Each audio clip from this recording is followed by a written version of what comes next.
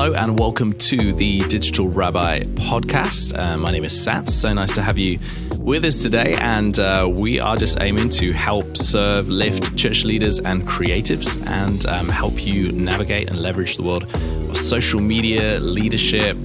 Just take a look at some fresh topics, look into the psychology of a whole heap of things. And today I'm excited because I've got a great guest on. His name is Arne Borkent. We did have a long conversation before where I was trying to get the pronunciation correct. I hope. How have I done, Arne? Am I okay? Perfect.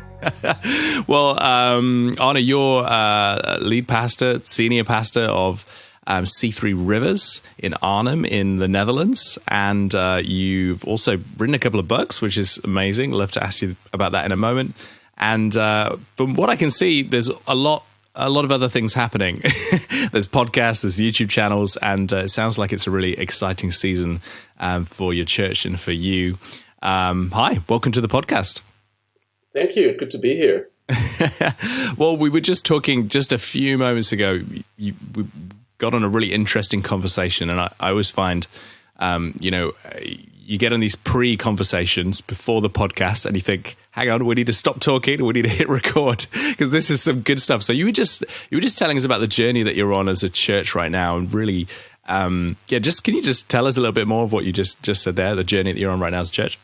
Yeah, well, as a church, we have been open since July 2020, although lots of parts of society have had to close.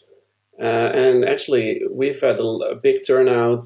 We bought a building almost 2 years ago. Yeah, and the room has been full with people. Church services are going great. And so why would we change that, right? Why would you change that? They say never change a winning team, but God has really spoken to us and given us like an Acts chapter 10 kind of moment where Peter is on the roof praying, and he gets a vision of unclean animals coming down and a voice telling him to eat, and which is obviously not done for a Jew. And so he feels that it's probably the devil, and he wants to rebuke the voice. But then it turns out that God is opening the way for the Gentiles to come in to the church and to the family of God. And it is such a revelatory moment that the entire scope of the church is changing from then on. And we have organized a conference last year, April 2021, entitled Welcome to the Future, which we probably shouldn't have done because God has basically processed us in an Acts 10 kind of moment or revelation about what really is the church. And he has opened up a way of thinking about following Jesus, which comes with the question: are you willing to relinquish control? Are you willing to let go of some structures and systems and ways of doing church in the past? And so that's currently really hot. We've been in this for 9 months now, and we're transforming as we speak. That's amazing, and well, I mean, there's a lot there, isn't there? So I guess just to summarize, you're sensing there's a shift, a big shift, and probably not just for your church, but for globally the church. There's a shift of focus. How have you? Because we do get tied to things, don't we? We do get tied to ways of doing things. It's just human nature, or we get familiar. And I suppose one of the roles of leadership is to keep leading people forward, not get stuck. How have you personally not got too attached to what you were doing, particularly when it's working? I mean, it's easy not to get attached if it's not working. Just like, great, next thing. But when it's working, it's succeeding, people, it looks good. What has enabled you to do that? Because that couldn't have been easy. Yeah, exactly. That's a good point. But, I think it's just been a process of living life as a Christian, that and realizing as a leader that the Holy Spirit is the senior pastor of the church. So he knows best, and he can see into the future. He can see what is necessary for the future, and so really to live with an openness. And we've always done that. We've never really stuck with liturgies or forms. We've always wanted to be expectant for the things of God and what God is doing. And it's good to say that in theory, though, but such a big transformative shift is now taking place inside of us, where everything is up for grasps, basically, even when we meet, how often we meet, with whom we meet, what are the leadership expectations, and so then it basically comes down to trust. Are we trusting that if God is speaking, and he is speaking this worldwide to many, many different church leaders, and many churches are currently in that process, are we then trusting him, and can we follow him? And we've always been a church that is also in our name, a river church. And a river is always flowing, always changing. It doesn't want to get still. And when it gets still, then life will disappear. But I believe if we just keep following Jesus, then that will bring life. Yeah, that's awesome. Could you talk us through maybe what some of those key shifts would be, as much as you can? And maybe just help us understand, what do you think is a shift for the global church and what might be just local for you? Right, that's a very big question and a very important question. I think what's shifting globally is that God is wanting the church to leave the building, and that we have been hiding too much in the building, dependent too much on the Sunday services. Wanting to do everything in the 90 minutes on a Sunday morning. And I think that's been shifting for a while already, but really COVID season is forcing us to shift even more. And God is using that for his purposes. So I think that's a global shift. And locally, we're just interpreting that for our context. What does it mean for us? And one of the shifts that we are making is from the temple to the table. And so many things that can happen around the table, we are now purposefully shifting towards the table. So, for instance, celebrating communion, Jesus celebrated communion around the table, and the breaking of bread is always happening around a meal. So why are we sitting in a church service with a small cup with juice and something that doesn't even taste like bread? Why are we doing that? We should do that around the table. So we have already shifted that, and the only things we will do on Sunday to do with communion is teaching about communion and showing how to have communion so that people can do that in their own homes. Yeah. So that's for us a major shift right now. Yeah, I hear you. Wow. And when you say that the church is leaving the building, where is it going? So, because I understand, that hyper emphasis on Sundays as being the kind of, this is the only place and that's not to take away, just for our listeners, from the importance of gathering and all those things that we know, but it does beg the question: where does the emphasis go to? So we're talking about the table. Is it anywhere else as well? Yes, sure. It's really going into all the world, as Jesus told us to do, and there's different kinds of worlds that the church is going into. And I believe the future is the church meeting anywhere and everywhere. So, for example, let's say teenagers going to high school. Let's say that they are going to high school in the morning, and they feel maybe a little bit alone as a Christian. Well, they could actually meet early or leave late and gather with a few Christians in their high school for prayer. and celebrating communion together. And they can be trained by others how to do that. And of course, not to be separate totally from the world, like this weird club of Christians on the side, but to encourage one another so they can stay strong in the world, and they can also shine their light in the world, and they can help others in that school. And I see that the church is going to meet in different localities, like in schools, in businesses, in building complex, for example, in a big apartment block, that Christians from different kinds of churches, even not just one denomination, but different kinds of churches are meeting for prayer, because even though the world is getting more and more globalized, there's a deep desire within people to live local, to shop local, yes, and everything. So if people can meet other Christians in their apartment building, maybe they see these Christians coming together for prayer, and there's a lot of laughter, and they start asking questions. Well, we could reach those non-Christians right then and there. We don't have to invite them anymore to travel 45 minutes to a Sunday morning service somewhere. Yeah. That's really interesting you said that about the move towards local, because that's huge for us. In our church in C3 Reflect, we've just made that move from moving kind of what was our main location closer to where we felt people were and where we are as well. And actually really interesting when you think about kind of Bitcoin, blockchain, there's this whole move towards a kind of decentralization as well.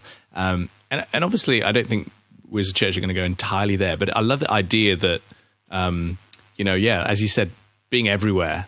It reminds me of that scripture that says, kind of just go and live your life. Just whatever you're doing already before you were saved, just go and do that, and then attach, and so it kind of that is that kind of what you're kind of connecting us into there. Yeah, and then also still connected to a house, to a family of Christians. So I think there will be a combination of smaller groups of Christians gathering, plus larger gatherings for apostolic training and corporate worship. Because some people are saying, "Oh, isn't this like the home church kind of movement?" I don't think it is. I think it is not and or. It will be and. Yes.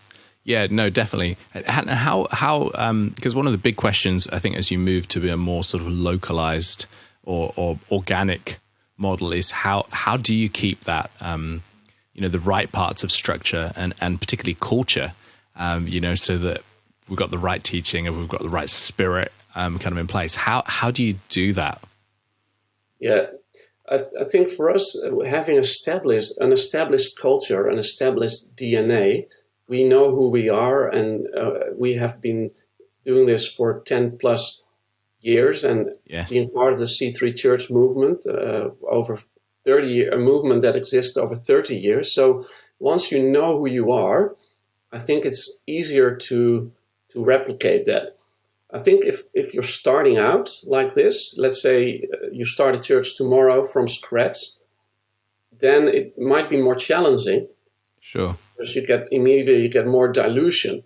But especially I think churches that have been going for a while and that already know who they are, I think we can now let go of the reins and start spreading out.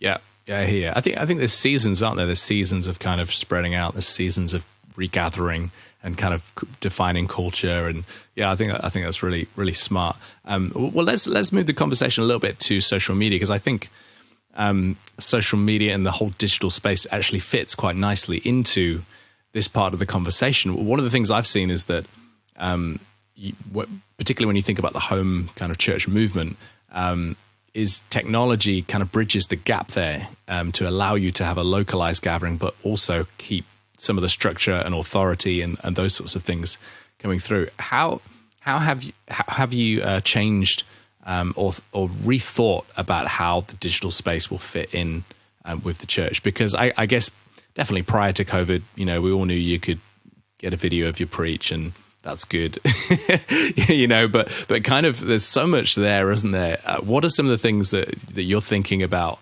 or already have implemented? Yeah. Well, one of the things is what we put our emphasis on.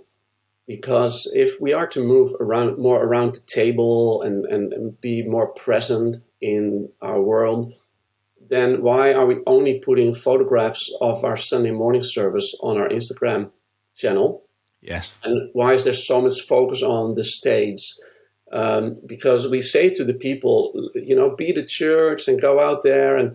But if we keep emphasizing that church is someone with a microphone on the stage, then that's unreachable, right? So we are now making a shift to emphasize the stories of Christians around the table, the Wow. stories of Christians at work. And so we will profile that and are profiling that more and more on our Instagram rather than only the Sunday highlight reel.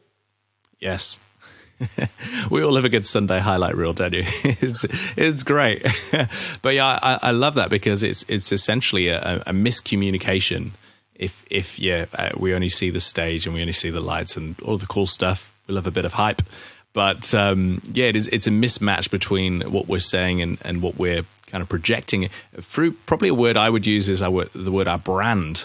It's not always a word we attach too closely to the church, but if our brand is highlighting and emphasizing the cool and the technical and the grandeur, if you like, of the glory of the temple, but never really focusing on the clay, the vessels, then there's a bit of an issue with our branding, which is a good thing to think about. Anything else that you're thinking, this is how, particularly around training, what does training look like in your church? If someone joins the church, they want to, or maybe they're a new Christian, are there ways you'll integrate technology in scaling that sort of thing as well?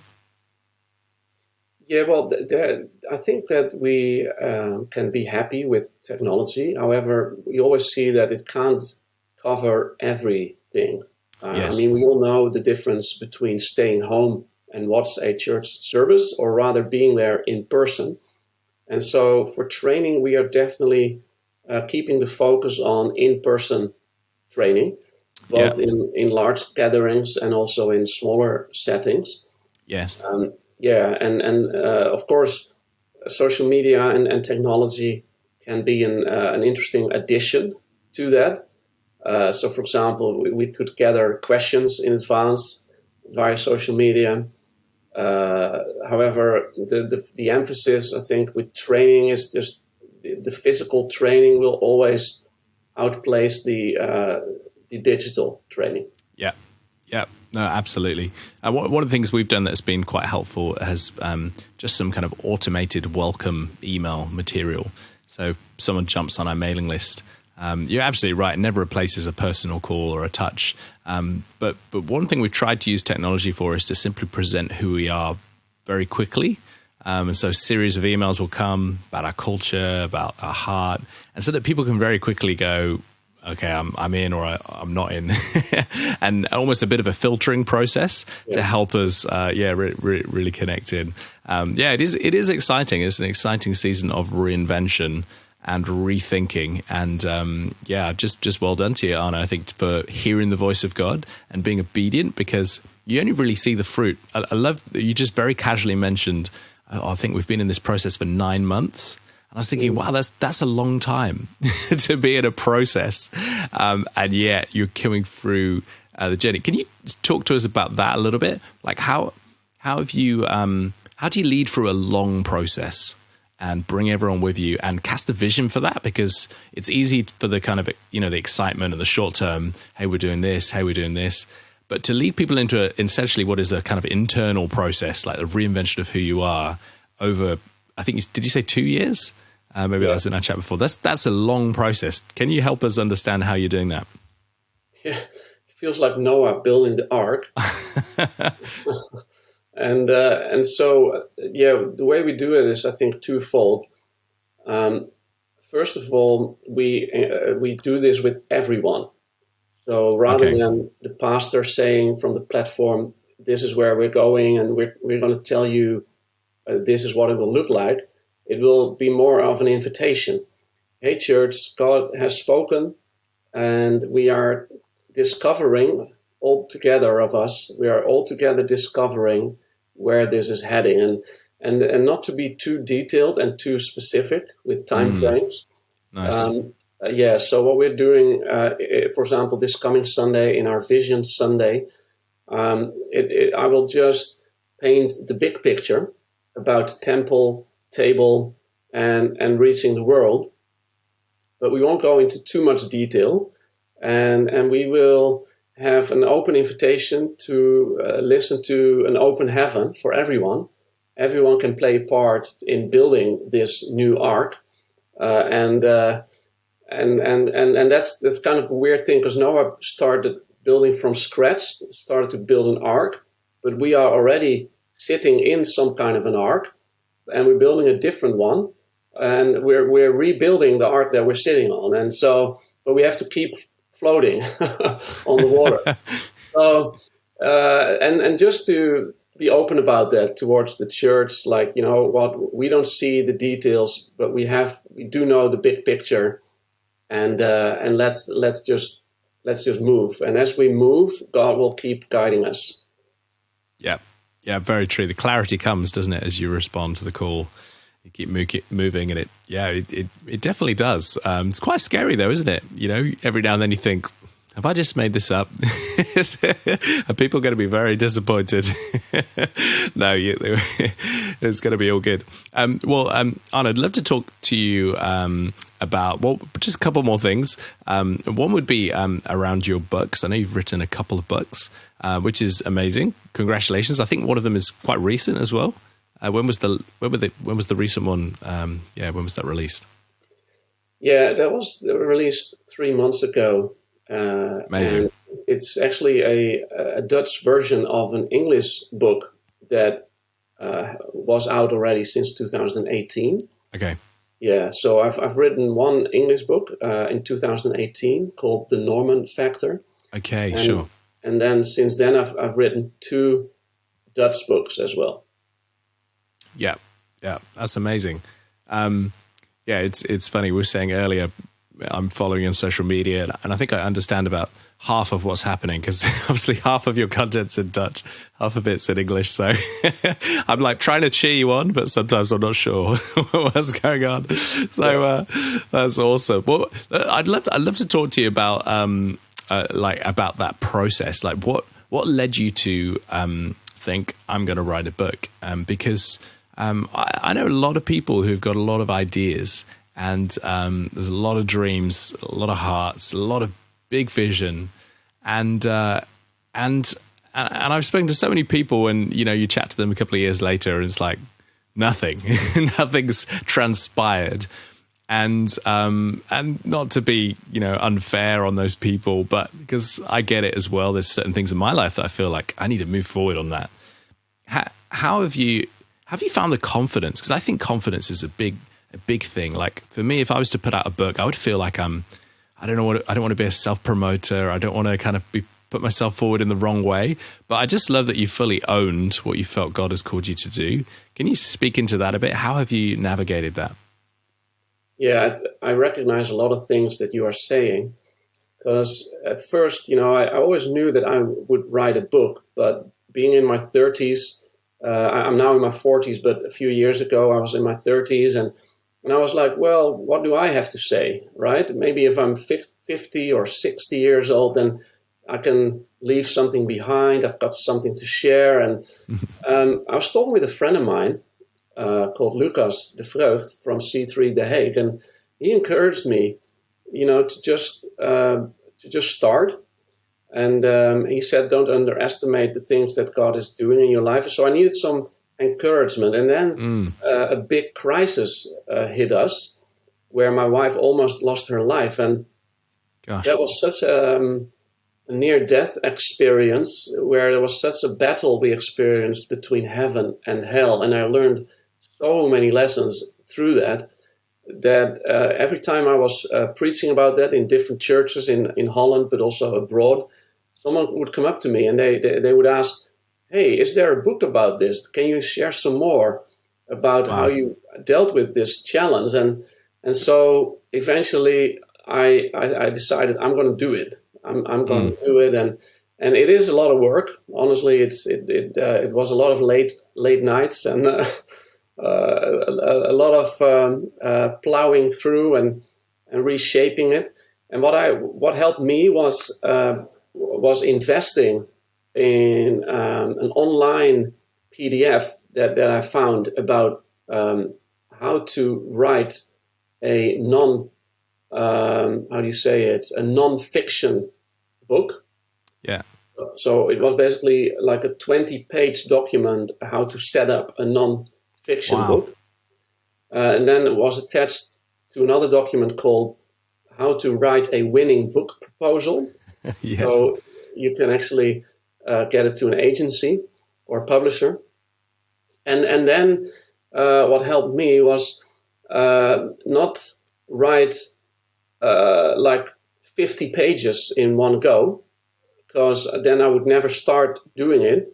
But I would set myself a reasonable goal, like a blog post. I can write a blog post of 200 words. So today I'm going to write 200 words.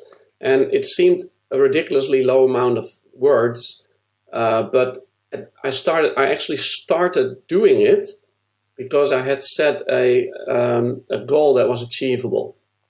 Yeah, that's awesome. Have you read Atomic Habits? No. I think you would like. He talks a lot about creating habits, and that's actually one of the things he talks about, making them so small that it's easy, and just focusing on the rhythm of creating something, writing something. Exactly. It's actually the best way, I think, to do New Year's resolutions rather than setting big targets. Just set the habit. So yeah, I love that. How have you dealt with the I suppose you've spoken to that already, but I still. Did you worry that people would perceive it the wrong way?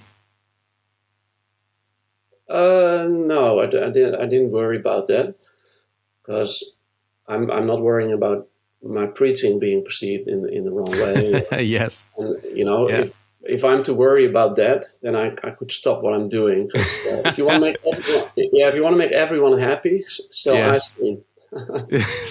Ice cream. Oh, that's brilliant. I love that. But because I think there are inconsistencies in our creative outlets, that we will apply different rules to different areas, and we go, it's okay to do that. Particularly as a pastor or a church person, I think it's easy. And I remember for me, probably a year or two ago now, just suddenly realizing that up until that point, I wasn't particularly active on social media. I was just kind of, like anyone else, just occasional photos of the family, and just suddenly realizing, oh, wow, like people see the stuff that I put up, and there's this window of opportunity. But what's your relationship with social media been like, Anna? Have you always been someone who's been very active? Are you active now? Bring us up to speed.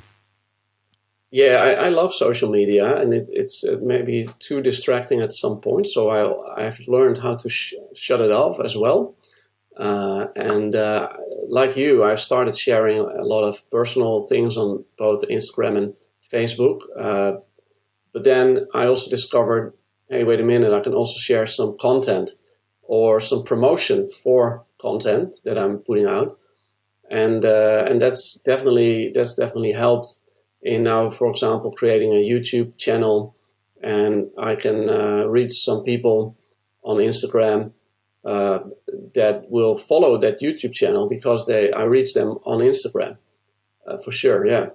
Yeah, that's awesome. Tell us about the YouTube channel. How has that come about? What's it about? Yeah, I discovered that we live in a world now where there's so much pressure on people, especially around the COVID crisis, lockdowns, and all the ramifications that come with that. And then there's so many questions that people have about it.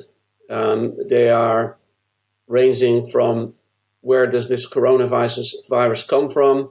How do I deal with it? Should I get or not get vaccinated? What about a compulsory vaccination? And what about the QR systems and all those kind of things? And I've noticed that there's not many pastors that are speaking about these topics, where the people in our churches, they are dealing with it on an everyday basis, because they now Yes. can't go out eating in a restaurant, or they are forced to leave their work because of a personal decision that they are making. And so they have questions, and I think that we should address every question that people have from the Word of God, whether Yeah. it's about relationships and marriage, or about technology, or about habits, or what have you. And so, yeah, I decided to start a channel called Open, Yeah. which basically deals with open questions and an open Bible, Nice. being open for any particular topic that people want me to address from an open Bible. Yeah, that's awesome. I love that. That's my word for the year, is the word open. Haven't told anyone yet, so you're the first to hear. Right. But just the future is open. God's heart is open. Yeah, I love that. How because I think one of the fears many church leaders have maybe around social media is we've seen that there's a lot of noise and there's a lot of drama. And it's easy to get pulled into the drama, and you can feel the pull sometimes, don't you, when you want to engage with a comment or something. Yeah. How have you entered into that space, talking about some really important things, without getting pulled into some of the more polarizing parts of it? Anything you can share with us to help us there? Yeah, what I've discovered is that I need to look at what platform am I using for which kind of message. And so at first, I didn't do it right. So at first, for example, I started to write some sentences on Facebook or Instagram about these kind of topics. Also about the choices we were making as a church within the lockdown situations. And I discovered I got so many comments from people that didn't really understand what I was trying to say, because I was trying to talk about some like a real big topic and put that in a one-liner. Yes, You know? yes. And obviously that can create confusion. And so I started to put out less and less one-liners that would only confuse people. And rather than that, I decided to write a book where I can set out my thoughts in 160 pages about this whole situation, and answer people's questions, and also basically talk about how we are responding as a church. And so then I could on social media just write snippets of that, Yes. and drop some teasers. But for the real content, people would have to get the book. And that's exactly why I'm also starting this YouTube channel, because in 30 minutes on a YouTube channel, I can explain in much more depth what I cannot do in a one-liner. So I've toned down the one-liners. Oh, that's such great advice, because the one-liners are easy, isn't it? It's just the quick comment, just check it out there. But it doesn't serve people, does it? It doesn't help people in the way we thought it might. But it does get some traction though, doesn't it? But maybe the wrong sort of traction. So I love that, having a bit more space for conversation, and I think there do exist on social media people who are just looking for a fight. And I think by moving from shorter content to longer content, you immediately remove those sorts of people, because they can't be bothered to watch a 30-minute video. But for the people who genuinely are asking and looking for answers and trying to get their thinking in order and find truth, and I think that's just a brilliant format. Well, Arne, thanks so much for being with us today. Hey, we'll wrap up because I don't want to take too much of your time, but is there anything else you just want to say? Just any final words, thoughts to any of the guys listening today? Yeah, I think it's a good thought to look at how are we using social media, and for it to be a positive reflection. And so I like the content that you put out. So God bless you with these episodes, putting them out there. And I think it's just great that people get out there what's inside of you. And so, anyone listening, God has maybe put something inside of you that the rest of the world can benefit from. And I would say, get it out there. That's so good. I love it. Where can people find you on social media, Arne? Yeah, so they can find me mostly on Instagram. So that's Anne, spelled Anne, Anne, Borkent, Borkent. Awesome. Go follow Anna. And thanks so much for joining today for this episode of the Digital Rabbi podcast. I've been your host, Sat Solanki. Come and say hello on Instagram at Sat Solanki. Go follow Anna as well. God bless you guys. We'll see you soon.